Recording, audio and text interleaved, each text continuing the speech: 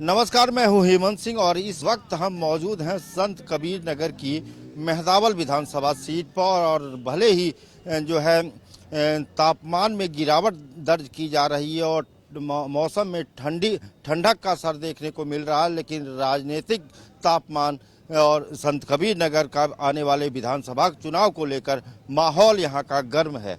हम बात करेंगे यहाँ पर चाय की दुकान पर और यहाँ दिखाना चाहेंगे, ये चाय की दुकान है मेहदावल विधानसभा क्षेत्र के जो है नंदौर का बाजार है और यहाँ चाय की दुकान है और चाय के तलबगार भी यहाँ पर जो है ज़्यादा ही हैं और शाम का वक्त हो चुका है और यहाँ के लोगों में राजनीतिक तापमान देखने को मिल रहा है।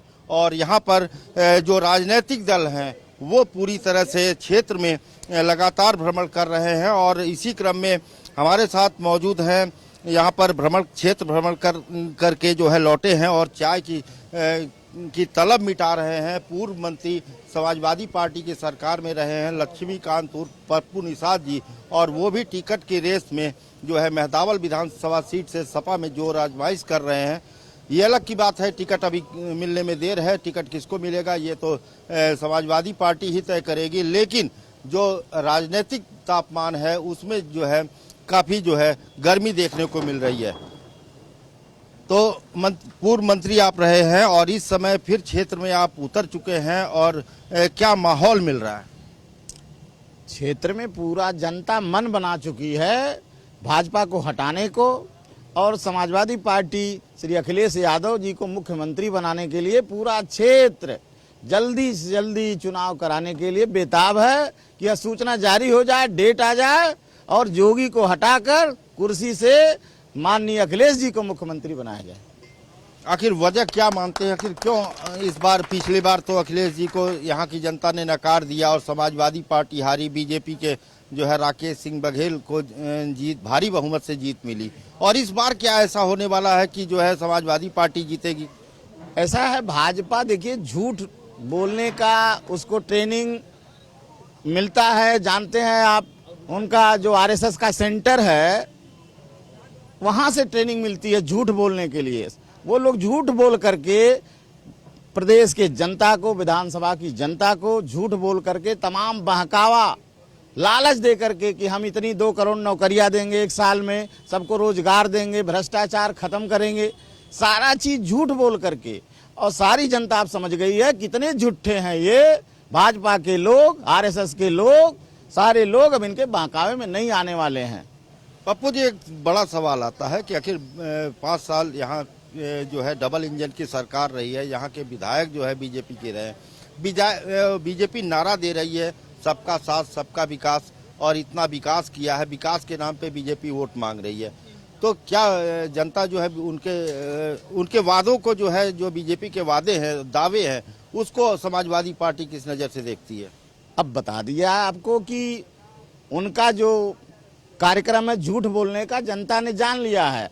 और दूसरी बात, जो यहाँ के विधायक हैं ये तो गिनीज बुक में नाम दर्ज कराने वाले हैं। इन्होंने इतना काम कर दिया है कि सारी जनता तबाह है, परेशान है।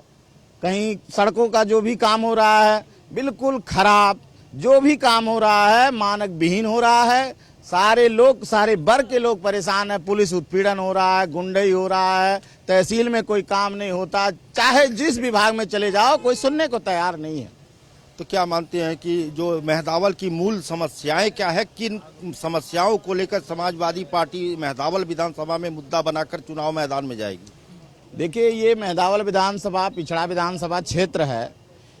रही बात यहाँ से, इस प्रदेश की पहली मुख्यमंत्री सुचिता कृपलानी जी हुई थी, उन्होंने कुछ विकास किया था और आने वाले समय में नेताजी ने कुछ काम किया था, जिला बनाया था और सड़कें और पुलों का काम किया था। फिर अखिलेश जी की सरकार में बहुत काम हुए, डिग्री कॉलेज बने, तमाम नगर पंचायतों का गठन हुआ और तमाम काम ऐसे हुए जो किसी सरकारों ने नहीं किया था। इसलिए यहाँ के गरीब आदमी, गरीब महिलाओं को समाजवादी पेंशन मिलता था, सारे वर्ग को लाभ मिलता था, कन्या विद्या धन मिला, बच्चों को लैपटॉप मिला, सारे वर्ग को कुछ न, गरीबों को साइकिल मिली, यहाँ आवास मिले, लोहिया आवास 3,05,000 मिले, तमाम काम हुआ, हर वर्ग के लिए काम हुआ, हर समुदाय के लिए काम हुआ। इसलिए सारे लोग अखिलेश जी को मुख्यमंत्री बनाना चाहते हैं, जिससे प्रदेश का, गरीबों का, सारे वर्ग का कल्याण हो। मंत्री जी, एक जो है एक बड़ा सवाल उठता है, आप जो है निषाद समाज से आते हो और निषाद बाहुल्य क्षेत्र भी मेहदावल विधानसभा मानी जाती है, तो आखिर क्या कारण रहा कि जैसे निषाद इस बार किस करवट बदलेगा? और संजय निषाद भी निषाद समुदाय को लेके उन निषादों के नेता अपने आप को बताते हैं, तो निषाद समाज इस बार क्या सोच रहा है और निषाद आपके साथ क्यों आएगा और उनके साथ क्यों नहीं जाएगा डॉक्टर संजय के साथ? डॉक्टर संजय जी जो हैं वो उन्होंने समाज को बरगला करके कि हम आरक्षण दिला देंगे। आरक्षण के नाम पर हमारा समुदाय कई दशक वर्षों से संघर्ष कर रहा है, तो आरक्षण के नाम पर संजय निषाद से कुछ लोग जुड़े कि हमको आरक्षण मिल जाएगा। अभी आपने देखा है जो पिछला अमित शाह जी का जो रैली हुआ लखनऊ में, वहां निषादों को संजय जी ने बुला करके बेवकूफ बना करके ले गए वहां कि ये हमको आरक्षण घोषित हो जाएगा। वहां अमित शाह जी ने नई घोषणा किया तो हमारे समाज के लोगों ने कुर्सियां तोड़ दिया और कहा कि अगर आरक्षण नहीं तो भाजपा को वोट नहीं। और दूसरी बात है, भाजपा की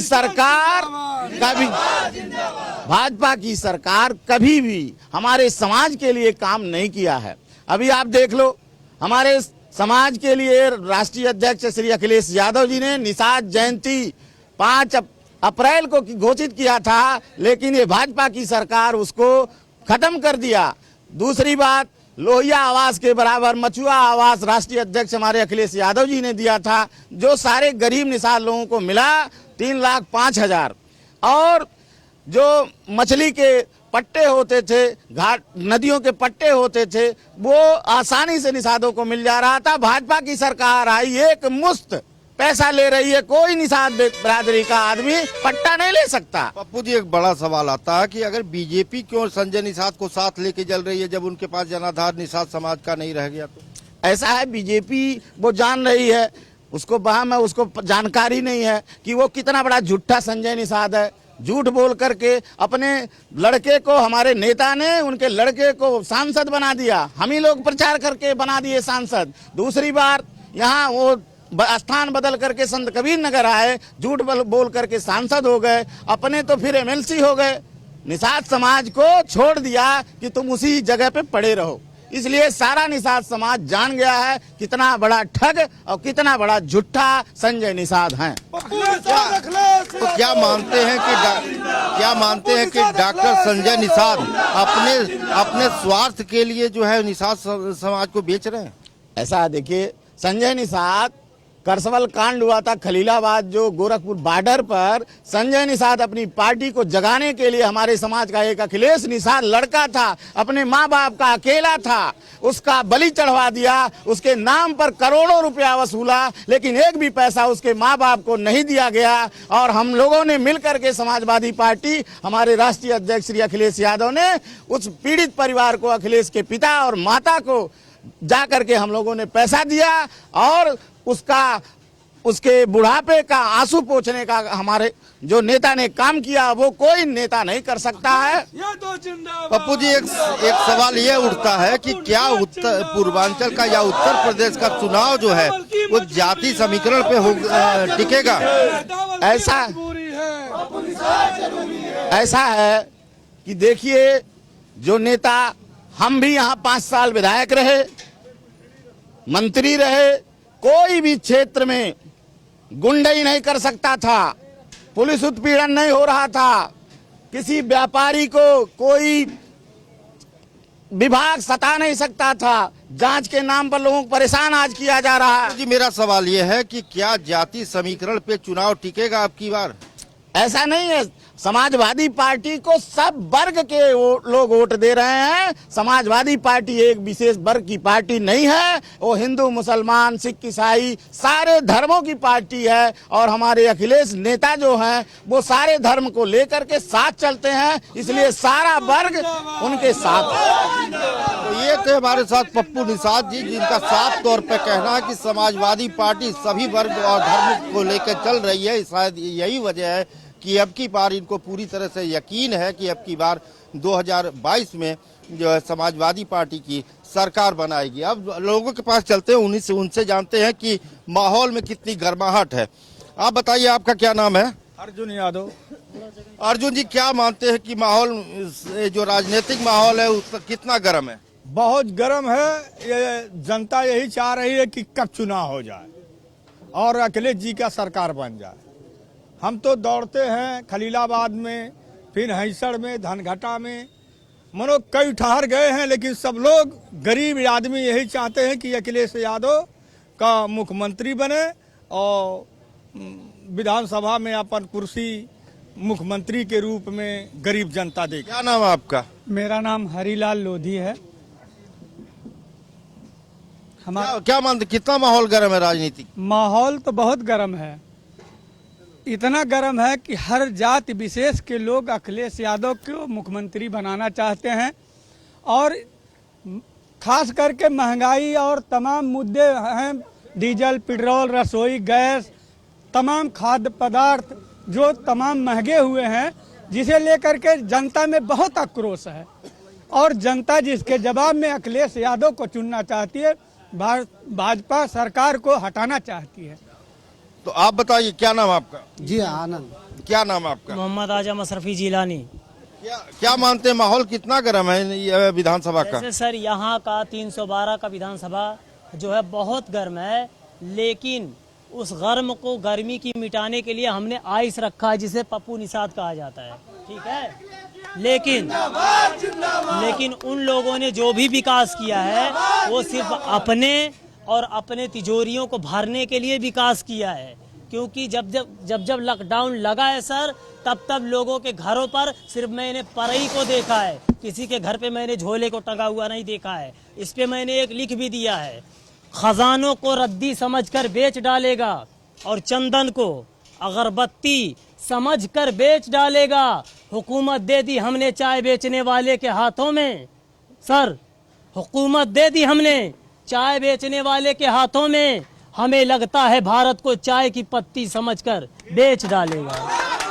आप बताइए, मेहदावल विधानसभा में माहौल कितना गर्म है? समाजवादी पार्टी का माहौल गर्म है मेहदावल विधानसभा में।